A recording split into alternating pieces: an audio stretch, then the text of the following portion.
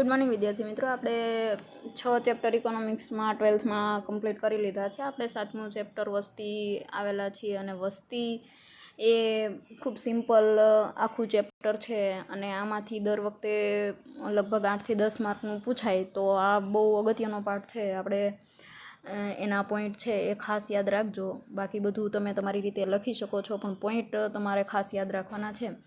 વસ્તી એટલે વર્તમાન સમયમાં જે આપણી સ્થિતિ છે ભારતની અથવા તો વિશ્વની, જે 7 અબજને પાર કરી ગઈ છે, અને આપણે આ ભારતની ખાલી વાત કરીએ તો સૌથી વધારે અથવા તો ચીન પછી આપણે બહુ આગળ છીએ વસ્તીમાં. એટલે આ એક સમસ્યા છે આમ તો, એટલે એના વિશેની આમાં વાત કરવામાં આવેલી છે. અને જે સમસ્યાને હળવી કેમ કરવી કુદરતી રીતે, અથવા તો એના જે ઉપાયો છે, એના જે કારણો છે, એના બધા વિશેની આમાં ચર્ચા કરવામાં આવેલી છે. તો એના વિશેની આપણે વાત કરીએ. બહુ સિમ્પલ પાર્ટ છે અને દર વખતે આમાંથી 8 થી 10 માર્ક સુધીનું વધારે પડતું આમાંથી વિસ્તારપૂર્વકના પ્રશ્નો પૂછાય છે. એક માર્કમાં અને MCQમાં પણ પૂછાય છે. એટલે આ બહુ અગત્યનો પાર્ટ છે. એટલે વસ્તી વિસ્ફોટનો આપણે અર્થ જોઈએ તો કે ભારતમાં મૃત્યુદર ઝડપથી ઘટવાની સામે જન્મદર ઝડપથી નથી ઘટતો, અથવા તો એને ઓછો એનો ઘટવાનો દર છે.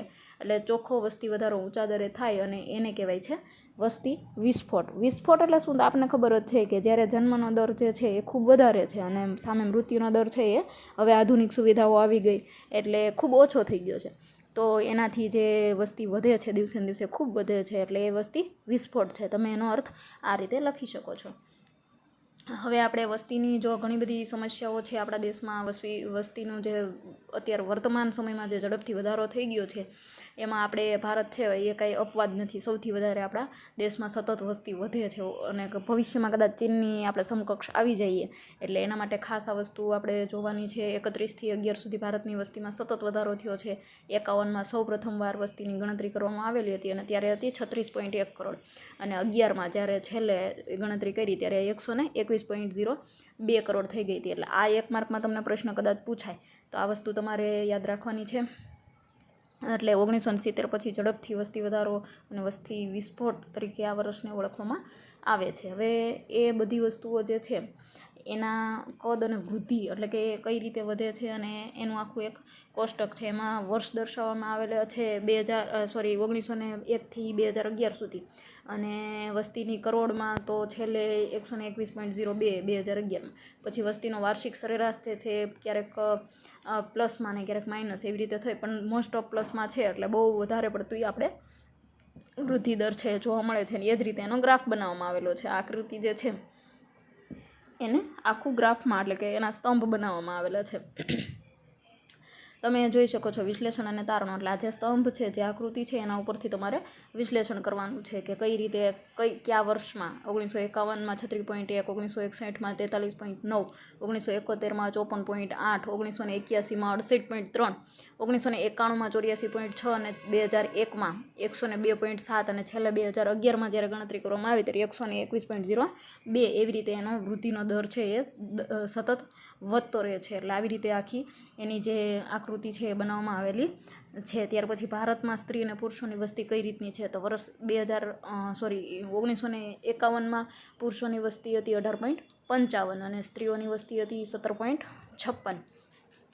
કુલ વસ્તી હતી 36.11. એટલે હવે તમારે જે લેટેસ્ટ માહિતી હોય ને એ જ યાદ રાખવાની છે. એટલે 2011ની વાત તમારે છેલ્લે કઈ વસ્તી ગણતરી થઈ તો એ વસ્તુ યાદ રાખવાની છે. એટલે 62.37 અને 58.65 ને છેલ્લે કુલ ટોટલ એની કરોડમાં કેટલી છે તો કે 121.02. તો આ જે વસ્તુ છે એ ખાસ એક માર્કમાં કદાચ અલગથી પૂછાય, તો આ વસ્તુ તમારે જોવાની છે. ત્યાર પછી આપણે જોઈએ તો સ્ત્રી પુરુષની વસ્તીની વહેંચણીના વિશ્લેષણ અને તારણ.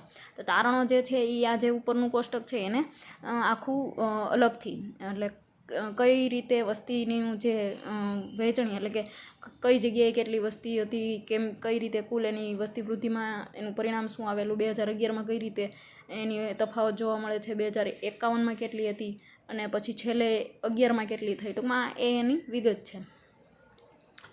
પાઠમાંથી શું પૂછાય એ વસ્તુ અગત્યની છે, એ આપણે ડિટેલમાં જોશું. ભારતમાં જાતિનું પ્રમાણ, તો 1000 પુરુષોએ કેટલી સંખ્યા છે અત્યારે, તો આપણી જે સૌથી વધારે જો સમસ્યા હોય તો સ્ત્રીઓ જે છે એની સંખ્યા ભારતમાં ઓછી છે પુરુષોની સંખ્યામાં.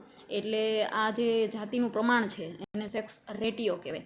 તો એ જે છે આપણા દેશમાં લિંગનું પ્રમાણ છે એ ખૂબ પુરુષો દીઠ સ્ત્રીઓની સંખ્યા જે છે એ ઓછી છે. અને એ ખૂબ અગત્યની વસ્તુ છે કે એમાં આપણે જે બેલેન્સ થાય એ અત્યારે થતું નથી. એટલે આ બધી વસ્તુ જોવાની છે. તો અને રાજ્યો અને ભારતમાં કઈ રીતે અલગ અલગ રાજ્યોમાં કેવું છે, તો 1951માં ભારતમાં જે 972 પુરુષો હતા એની સામે 954 સ્ત્રીઓ હતી. અને છેલ્લે જ્યારે 2011માં 940 પુરુષો છે અત્યારે, અને 918 જે છે એ ગુજરાતમાં સ્ત્રીઓની સંખ્યા છે. એટલે 940 ભારતમાં છે અને અત્યારે ગુજરાતમાં આપણે 918 છે. એટલે આ બધા જે છે એના કોષ્ટક ઉપરથી તારણો, એટલે એક એક માર્કમાં કોષ્ટક ક્યારેય આખા પૂછાતા નથી, પણ આમાંથી અલગ અલગ એક એક માર્કના તમને પ્રશ્નો બનાવી MCQ બનાવી અને પૂછવામાં આવતા હોય છે.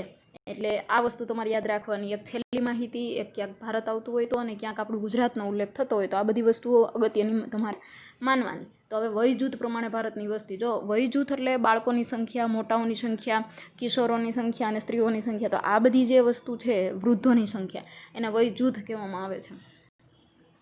તો કેવો આપણો જે છે વય જૂથ પ્રમાણે સંખ્યા, તો એ જોઈએ તો આપણી જે કોષ્ટક આપેલું છે વય જૂથ પ્રમાણે ભારતની વસ્તી, તો એમાં 0 થી 14 વર્ષના જે વય જૂથ છે એ 2005માં 32.78 હતા, 10માં 30.89 હતા, 2011માં 30.5 અને 14માં અંદાજિત આંકડાઓ છે એટલે 29.21. હવે છેલ્લે 65થી વધુ એટલે 15થી 64 જે છે ને વય જૂથ એ અગત્યની વસ્તુ છે. 0થી 14 વર્ષના છે હંમેશા બાળકો છે, 15થી 64 વર્ષના છે એ યુવાનો છે અને કામ કરી શકે એવી વસ્તી છે, અને 65થી વધારે છે એ બધા વૃદ્ધો છે. એટલે જે અગત્યની વસ્તુ છે 15થી 64 વર્ષનું વય જૂથ છે, બહુ અગત્યની વસ્તુ છે. એટલે એના વિશે પૂછાય તો તમારે એ વસ્તી ટકાવારી જે પ્રમાણે વય જૂથ છે એ તમારે યાદ રાખવાનું રહેશે. એના ઉપરથી આ એક આખા સ્તંભ આકૃતિ છે, 3 સ્તંભ છે, 0થી 14નું, 15થી 64નું અને 65થી વધારે ઉંમરનું, એવા 3 જૂથ આપેલા છે. 3 તમારે સ્તંભ દોરવાના રહેશે. એ જ પ્રમાણે છે ભારતની ગ્રામીણ અને શહેરી વસ્તી. જો તમને વિભાગ ઈમાં 5 માર્કમાં તમને કદાચ ઓલી આકૃતિ પૂછાય છે, તો એ આકૃતિમાં તમને કદાચ આવી આકૃતિ પૂછાય છે કે ભારતમાં ગ્રામીણ અને શહેરી વસ્તી સ્તંભ આકૃતિમાં દર્શાવો, ત્યારે તમે આ સ્તંભ આકૃતિ છે એ એક વખત જોવાની રહેશે તમારે. એટલે આ વસ્તુ કદાચ વિભાગીમાં પૂછાઈ શકે. અને એ આકૃતિ આપણે પહેલા પાઠમાં શીખી ગયા છીએ. એટલે વસ્તી વધારાના કારણો, ખાસ અગત્યની વસ્તુ અહીંથી સ્ટાર્ટ થાય છે. આપણા જે પાઠનું જે મેઇન વસ્તુ છે વસ્તી વધારાના કારણો. હવે આ કારણો છે એ વિભાગીમાં 5 માર્કમાં હંમેશા આ વસ્તુ પૂછાતી હોય છે. એટલે વસ્તી વધારાને અસર કરતા 2 પરિબળો છે, એક છે જન્મદર અને બીજું છે મૃત્યુદર. એટલે જન્મદરનો અર્થ આ 1 માર્કમાં આ વસ્તુ આવશે. જન્મદર અને મૃત્યુદરની વ્યાખ્યા તમારે ખાસ ગોખી લેવાની છે, આ કમ્પલસરી છે. એટલે વર્ષ દરમિયાન 10,000ની માનવ વસ્તીએ જન્મ પામતા બાળકોની સંખ્યાને શું કહેવાય છે? જન્મદર કહેવાય છે. એટલે જન્મદર બરાબર વર્ષ દરમિયાન જીવતા જન્મેલા જે મૃત્યુ પામે છે એ નહીં, જીવતા જન્મેલા બાળકોની સંખ્યા એના છેદમાં કુલ વસ્તી અને ગુણ્યા 1000. એટલે આ છે જન્મદરની વ્યાખ્યા, ખાસ અગત્યની છે વિદ્યાર્થી મિત્રો. ત્યાર પછી આપણે જોઈએ છે એની 51માં 39.9 અને 2011માં 21.8. આવું હતું આપણું જન્મદરનું પ્રમાણ ભારતમાં.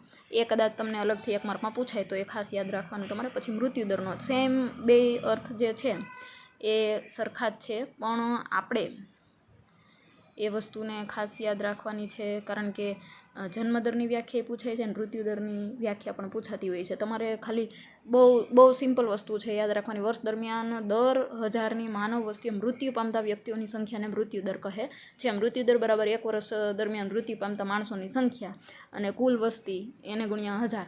એટલે આ વસ્તુ જે છે 1 માર્કમાં હંમેશા પૂછાતી હોય, તમારે એ વસ્તુ ખાસ યાદ રાખવાની છે. એના વિશ્લેષણને તારણો એવું કંઈ પૂછાતું નથી. ત્યાર પછી છે ઊંચા જન્મદર માટેના કારણ. હવે શું કામ ઊંચો જન્મદર થાય છે ભારતમાં? કારણ કે હવે પહેલાંના સમયની જેમ રોગ આવતા હતા એવા રોગ આવે છે, તો એની સામે એની દવા પણ તાત્કાલિક આવી જાય છે. પહેલાં એવી કોઈ બધા જે રોગો હતા ને એ બધા અસાધ્ય હતા. અસાધ્ય એટલે કે જેની કોઈ દવા હોય જ નહીં એમ. જેમ કે અત્યારે કોરોના છે, તો પણ ભવિષ્યમાં કોરોનાની દવા તો આવી જશે એમ. એટલે ઊંચા જન્મદર માટેના કારણો શું છે? તો કે ભારતમાં જે કારણો છે ને 3 વિભાગમાં વહેંચો. એક તો સામાજિક પરિબળ. સામાજિક એટલે સાર્વત્રિક લગ્ન પ્રથા. ભારતમાં કેવા રિવાજ છે કે કોઈ પણ કન્ડિશન, કોઈ પણ વ્યક્તિ છે એને કમ્પલસરી લગ્ન કરવાના એમ, કોઈ એવું સ્વતંત્રતા નથી કે ભારતમાં લગ્ન એ ધાર્મિક સંસ્કાર છે એમ, એટલે એ બધાને ફરજિયાત આપવામાં આવે છે.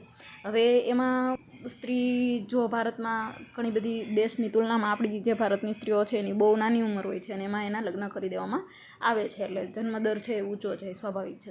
આ સામાજિક પરિબળ છે. પછી બીજો પોઈન્ટ છે નાની ઉંમરે લગ્ન અને વિધવાના પુનઃ લગ્ન. હવે નાની એજ હોય અને લગ્ન કરી નાખે, પછી ત્યાર પછી વિધવા થાય તો પાછા એના પુનઃ લગ્ન એટલે કે બીજી વખત લગ્ન કરે. એટલે આ બધી વસ્તુ છે જન્મદર માટેનું કારણ છે. ત્યાર પછી પુત્ર પ્રાપ્તિની ઘેલ છે. હવે ભારતમાં એક એવી માન્યતા છે કે 2 કે 3 દીકરીઓ હોય તોય તે દીકરો હોવો જોઈએ, એવી બધાની ધાર્મિક માન્યતા છે. એટલે આ વસ્તુ માટે પણ વસ્તી જે છે વધે છે. ત્યાર પછી સંયુક્ત કુટુંબ પ્રથા. સંયુક્ત કુટુંબ પ્રથા એટલે કે ઝાઝા બધા બાળકો હોય એટલે મોટા પરિવારમાં સરસ રીતે બધા ઉછરી જાય અને કમ્પલસરી વધારે બાળકો હોવા જોઈએ એવી માન્યતા છે. ત્યાર પછી આર્થિક પરિબળ. આર્થિક પરિબળમાં એવું આપણા દેશમાં એવું હતું કે જેટલા વધારે બાળકો હોય ને એટલું વધારે કમાશે, ટૂંકમાં આર્થિક સહાય કરશે એમ. એટલે એ પણ એનું કારણ છે. શિક્ષણનું નીચું પ્રમાણ. ભારતમાં જે શિક્ષણનું પ્રમાણ છે ને એ વધારે વસ્તીના કારણે બધાને શિક્ષણ પ્રાપ્ત થતું નથી, અને શિક્ષણ જે છે એ વસ્તી વૃદ્ધિ વચ્ચેનો સંબંધ અત્યંત જટિલ છે. જટિલ એટલે બહુ અઘરો. આ વસ્તુ જે છે એ સ્ત્રીઓને શિક્ષણ આપવામાં ઓછું આવતું, એટલે જ્ઞાન એટલું બધું હોય નહીં, કુટુંબની અગત્યતા જલ્દી સમજી ના શકે, પરિણામે મોટા કુટુંબનું જે કદ છે એ વધે છે. સ્ત્રીઓમાં શિક્ષણનું સ્તર જે છે, બાળકોની સંખ્યામાં એ બંનેનો સંબંધ જે છે દુનિયાભરમાં આ બધી વસ્તુઓ જે છે એના કરતાં આપણા દેશમાં વધુ શિક્ષણનું બહુ નીચું પ્રમાણ જોવા મળે છે. પછી આવકની નીચી સપાટી. હવે આર્થિક રીતે આપણો દેશ અથવા તો કોઈની માથાદીઠ આવક એટલી બધી ઊંચી નથી, પણ પરિવાર કેવો હોય છે? મોટો હોય છે, એટલે પરિવારનું ભરણ પોષણ યોગ્ય રીતે થઈ નથી શકતું. એટલે આ બધી વસ્તુઓ એનામાં જવાબદાર છે. એટલે કે જો 2-3 છોકરાઓ હોય તો હેલ્પ કરે, એટલે ઝાઝા હાથ રળિયામણા એવી એક કહેવત છે ભારતમાં, કે વધારે છોકરાઓ હોય તો વધારે સારી રીતે આવક થાય અને બધાનું પૂરું પડી જાય. એટલે એક દીકરો કમાય એના કરતાં 5 દીકરા કમાતા હોય તો વધારે આવક આવે. આવી માન્યતાને લીધે પણ વસ્તી વધે છે. પછી બાળ મૃત્યુ દરનું ઊંચું પ્રમાણ. હવે પહેલાંના જેમ છોકરાઓ જે છે, પહેલાં છે ને દર વર્ષે ઘણા બધા છોકરાઓ જન્મે ને તરત જ ગુજરી જાય, એટલે હવે આ મૃત્યુનું પ્રમાણ છે ને ઘટી ગયું છે. એટલે આ બધી વસ્તુઓ પણ ખૂબ અગત્યની છે. અને પછીની વસ્તુ છે અન્ય પરિબળ. હવે અન્ય પરિબળ છે એ આપણે નેક્સ્ટ લેક્ચરમાં જોશું. અને આ બધા પોઈન્ટ છે ને તમે ખાસ યાદ રાખજો. બહુ સિમ્પલ પાર્ટ છે એટલે ખૂબ અગત્યની વસ્તુ છે. Thank you so much.